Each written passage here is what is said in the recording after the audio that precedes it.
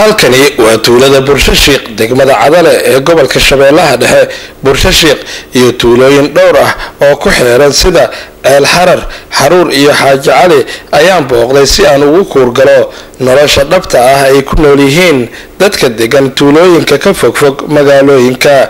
Bursashiiq ayaa degmada Cadale waxay u jirtaa in ka badan qiyaas ahaan 50 kiiloomitir, waxaana kula kulmay tuulada waxgaradka, haweenka, dhalinyarada, qaybaha kala duwan ee bulshada ku nool tuuladaasi. waxa ayna ii sheegeen in tuulada aysan lahayn ceel biyood, xarun caafimaad, iskuul iyo guud ahaan waxyaabaha nolosha bini'aadamka aasaasiga u ah.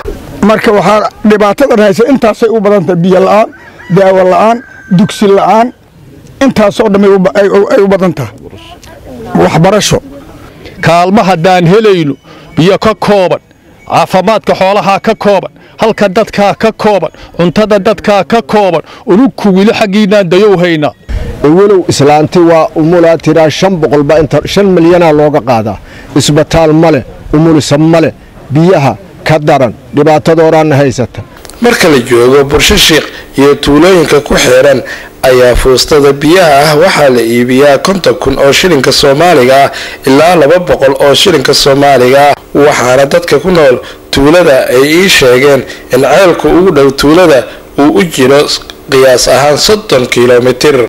dhibaatada haysa waa afar shay biyo ugu muhiina, biyo nimaan haysan ma dukado mana cuno mana cabiyo.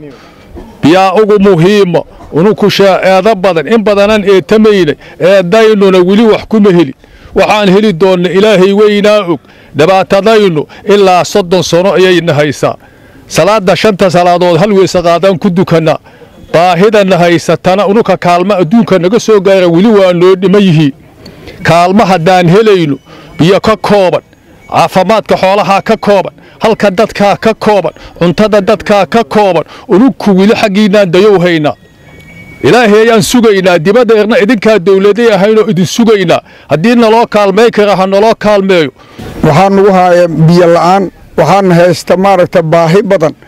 afarta tuuladaanu 3 subaxley oo ceelkeedu haajiriye Xaaji Cali ceelaa buu leeyahay, ninka la yiraaho ceel mulo ceelaa ku yaal, meesha la yiraaho ceel xar ceelaa ku yaal.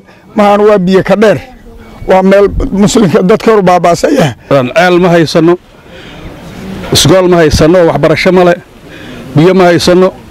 waxa hadda noo yimid ku-xigeenka gobolka, ku-xigeenka gobolka wixii hadda iyo ilaahay aan sugaynaa iyo waxaan iyaga ka helno. wariyaasha kulli waxa noo yimidna waa mahadsan yihiin. biyuhu waxay muhiim u yihiin guud ahaan nolosha bini'aadamka. Muuse Cali waxa uu ka mid yahay waxgaradka deegaanka, waxa uuna ii sheegay in 5 salaadood hal mar ay weysaystaan ama ay gabagabaystaan biyo la'aanta ka jirta deegaanka awgeed. dadkaanu 5 salaadood wuxuu ku dukadaa hal weysaqaad, hamba gegebaysi. mubga ugu koobaad waa biyaha haddaan taasadi u jeedin saaca kan fuusto 200 ayaan cabow haynaa. baahidu waan haysataa, cuntadu iyo waxa waaye adduunku sidoo u yaala ilaahaygu weynaayaa og. laakiin wax nolol kaalmay haya iyo saanu qeylahayna waxaan nasdahow haynaa. kaalmo adduunyada ka maba jiraan islahow haynaa. ilaanka haddii kaalmo jiraan dadka kan baahida biyaha ugu kooba, baahida dadka hoo cuntada ha ugu lama, caafimaadka ugu 3. dadka kan magaciisa ni qoraya waa ku gaaban yahay, aqoontu waa ugu afaraysa. afarta shay ha nagala soo gaara haddii adduunyada wax leesu qabahayo. haddaan leesu qabahayna sallallahu alayhi wuxuu kugu naalo ismanaan haddaan nahdina waa ku go'naa. ilaa ka gudoomiyaha gobolka idin soo gudbi doona dhaqaalahaynu say u yaaliin iyo dhibaatadaynu. waa meel muslimka dadka hor baabaasaya. haanta baahasha halka fuusto oo biya 150 kuma lagu shubaa. 150 lagu shubaa. baahidana haysata intaas waa badarka. Ceel Xarar waa ceelka ugu dhow Bursashiiq, hase ahaatee isna 3 maalin kadib ayaa la carabixiyaa, waxaana ceelkaasi carabixiyo mid ka mid ah dadka deegaanka. xilligii aan gaaray ceel harar ayaa waxaan la kulmay iyadoo la carro bixinayo, hase ahaatee ninka carro bixinayay ayaa lagu soo bixiyey xarig. dabadeedna markii bannaanka la keenay ninkaasi uu miyir daboolmay kuleelka ceelka awgeed, waxaana xaalku uu ahaa sida tan. carrada meeshaan taalla 3 beri ka bacdi la soo bixiyaa. ceelka wuxuu halis ugu jiraa inuu gebigiisa dhanba burburo oo isku dhex dumo. ninka laga soo bixiyay waa arkaysan waa ka meeshaas yaalla oo carrada soo bixiyay. hawdii la egyahay nin halis waaye tabcaana tabartan haysa taas waaye. waa kana xirigaan 180 mitir oo ka keenay waaya. xirigaas loo kale ninka carrada waxa uu keenay arneylka meel soo jooga bahal arneyl ilaa ku jira halkan oo nimanka la soo keenay oo farsamada ay geliyeen awoodaan waxay dhamaa weyday arneylkaas inaan qarash helno inaan sikino oo salka ma carrada ka cilay aanu geyno. ceelku qodisna waa rabiyaa carradaas ka bixino rabaa wuxuu rabaa arneylkaas kale kor laga saaro riixa salka geey. ninka suuxsan oo arkayso meeshaas yaala waxa ku dhacay wuxuu galay ceelkaas 180 mitir oo carro ka soo bixiyay. waxaa looga soo baxshay canjalkan adan dayaysiin iyo xiriga waxaa marka uu keenay wuxuu dhex galaa biyahaas waa kuleel halis ku jira ninkaas. waxa uu keenay dhibaatada uu keentay waa 180 mitir alga. hay'ada ceelasha qodo waxaan ka codsanaynaa inay naga kaalmeeyaan tabartaasna haysa oo xagga aninka dhaqaalaha waan weerihiin dhaqaalama haysan. horta marka hore waxaan u mahad celiyaa saxaafadda aad iyo aad maaragtay isugu dayday inay dadkan ay u timaado baahidu ay dadkan ay ka jirto aad u jeedin oo dalkan aan waxbarasho lahaynin oo san lahaynin maaragtay ceelkiisa oo adagtiin hadda inuu waxa hadda wali gacanta lagu haayo xataa waaga wax laga sii qabto maalinba wax laga qaado haayo. marka aad u mahadsantihiin haddaad ummadda Soomaaliyeed aad u bandhigteen gobolka Shabeellada Dhexe ku taal degmada Cadale ee gobolka Shabeellada Dhexe hoos tagta. baahida ka jirta mid la koobi kara ma ahan.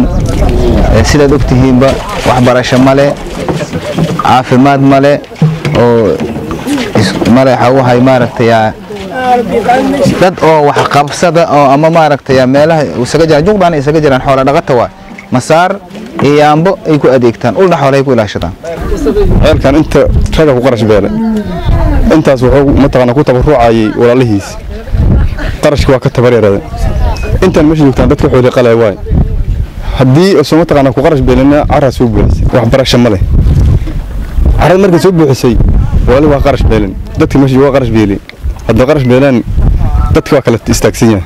waa kana u jeedin hadda kaasa biis waa bakad saas u taala hanti male waanti soo taasoo yarta tuulid sidaan u taala waxbarasho male isbitaal male wax beelada male maya qaybta xawaala ku yaala qaybta dadku caadi isaga dhinto qofta malku mudilo qaybtaas oo iska aadaan qofta malku mud kala yimaado oon mataqaana oon jirka la soo diristo jadaaco kaneeco jira kasoo noqoto kala misato kale tood aad lagu leeyahay meeshan. gudoomiye ku-xigeenka maamulka iyo maaliyadda gobolka Shabeellaha Dhexe Cabdilaahi Axmed Shitaawe ayaa ku baaqay in la gargaaro dadka ku nool Bursashiiq iyo tuulooyinka ku xeeran ka gobol ahaana ay gacan ka geysan doonaan gargaarka dadkani ku nool tuulooyinkani ka fog magaalooyinka. degmada Cadale tuulooyinka hoos tago ahoo Bursashiiq oo ilaa ay weli say u dhalatay dowlad goboleedka Hirshabeelle ama maamulka gobolka Shabeellada Dhexe ayna soo gaarin maamulkooda ayaan maanta booqashadii koowaad ku nimid. markii aan ku nimidna waxaan la kulannay odayaasha deegaanka degan hadda idinkaaba arkaysiin waxay sheegaan dhibaatooyinka ka jira tuuladan waa dhibaato aad iyo aad u ballaaran hadday naqato waxbarasho hadday naqato caafimaad hadday naqato biyo intaba ayagoo weliba haddeer abaarihii xooga badnaayoo dalka soo maray ay hadda ka soo kabsanayeen ayaa waxa ugu sii darsoontay biyo la'aan ceel la'aan waxbarasho la'aan. maanta gabadhii meeshaan ku umusho magaalada Muqdisho ama gobolka Shabeellada Dhexe magaalada madaxdiisa Jowhar uguma sokayso meel caafimaad marka intaas waa dhibaato ka jirta tuuladan annaga ka gobol ahaan waa iska tabaryarnahay laakiin waxaan u sheegaynaa beesha caalamka ha naqata ama dowladda federaalka ha naqatee amba hay-adaha gargaara ummadda oo wax u tara ha naqatee inay tuuladan Bursha Sheekh la yiraahdo ay wax u qabtaan ka gobol ahaan amni hadday naqato iyo wax allaala wixii noo kaga baahana diyaar u nahay waa amni 24 saac waa la imaan karaa hay-adaha ummadda gargaara inay si degdeg ku yimaadeen ay tuuladan ummadda degan wax u qabtaan aad iyo aad u codsanaynaa ka gobol ahaanna wixii nooga aadan iyo waxaan ka tari karnaa waa ka taraynaa insha Allah taala tuulooyin badan oo hoos yimaada degmooyinka Warshiiq iyo Cadale ayaa sidoo kale aan u kurgeli doonaa xaaladaha dhanka nolosha ah sida amni iyo waliba waxbarasho caafimaad iyo waliba tanbiyaha oo tuuladani ay tahay mid aad u liidato waxaana saacadaha soo socda iyo waliba maalmaha soo socda aan sii gaari doonaa tuulooyin iyo deegaano kale oo ka tirsan degmada Cadale ee gobolka Shabeellaha Dhexe Ismaaciil Cabdulle Sabriye Universal TV degmo xeebeedka Cadale gobolka Shabeellaha Dhexe